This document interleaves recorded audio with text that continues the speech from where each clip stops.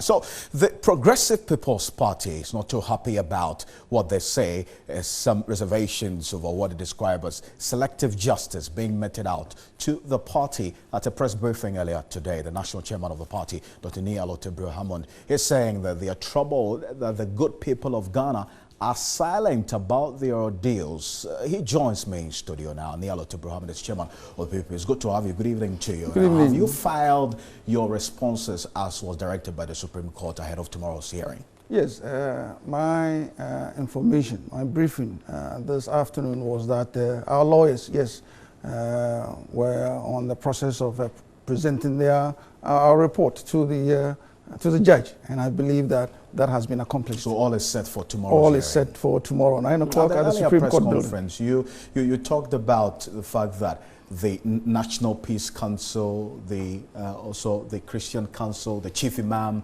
are silent about this. What do you want them to do in your case? Well, we see an injustice going on, and we believe that this is the time for them to come forward and make an expression. Show a stand so that we can preserve the peace that we really need to go through the December elections with. We know what happens when there is injustice that brings in its wake all the violence.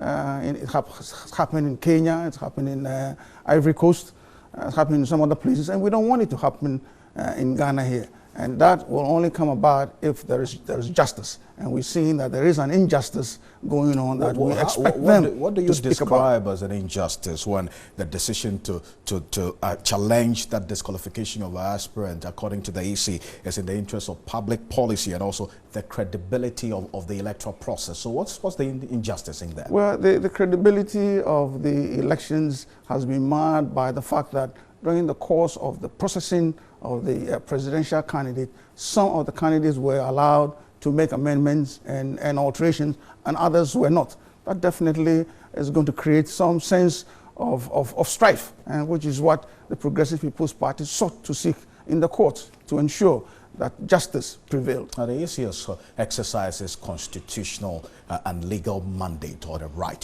to challenge this ruling in the court of law, and what's the injustice in there that you say is going to mar the credibility of the elections in the first place? There is not enough time left for the elections to take place. December 7th is barely a month away, and we've gone to the High Court to get an interpretation of the process, enjoining the Electoral Commission to invoke its own Regulation 9 that it failed to exercise as far as the Progressive People's Party was concerned. And the judge had given the ruling. We felt that it was time for the Electoral Commission to have accepted the decision and then move ahead. One of the points you made in that earlier press conference today was that these were diversionary tactics for the EC to rig the elections. Who is doing this, and on what basis do you come to such a conclusion that these are diversionary tactics for the EC to rig the upcoming elections? There is a general feeling that the Progressive People's Party has become a threat to the NPP and the NDC, and every effort is being made to exclude us from the ballot towards the 2016 elections. And one after the other, the pieces seems to be fitting into the theory that there is an effort to rig the system. Do you have proof to actually confirm that the EC is doing this, or you're just speculating without basis? Well, there's a speculation with basis. What's the basis? And the basis are that some parties were called to make amendments, others were not called.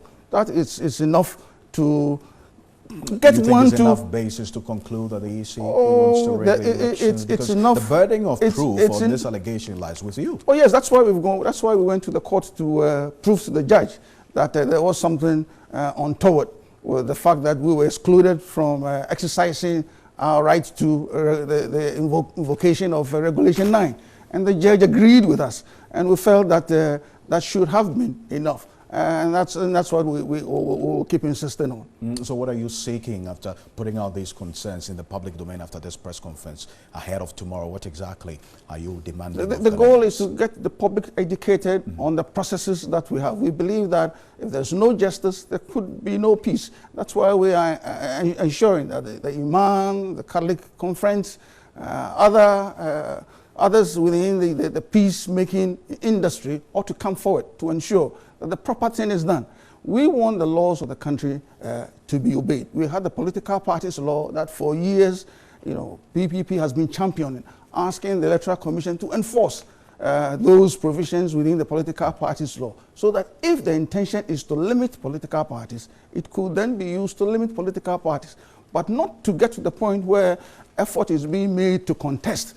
Then some means is used to try to limit that number. That is unconstitutional, and we, people of good mind, ought to speak against. We're going to wait till tomorrow to see the ruling of the Supreme Court on this matter, but I want to thank you very much. Thank you. National